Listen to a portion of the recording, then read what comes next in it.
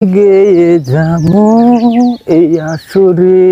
দোস্ত দোস্ত কই যাও? যাই পকেটে দুটো 20 টাকা 10 টাকার নোট আছে না, দে যা মিষ্টি খাম চমচম। এই কি বলত 20 টাকা দিয়ে কি তোকে মিষ্টি দিল? না দেব না, আম বল না তুই বল। তুই বলত? হ্যাঁ তুই বলত? তাহলে এটা পরীক্ষা হয়ে যাক। পরীক্ষা লে পরীক্ষা তুই ক আমার পকেটে কি আছে দুটো, কয়লে একটা দিম ক।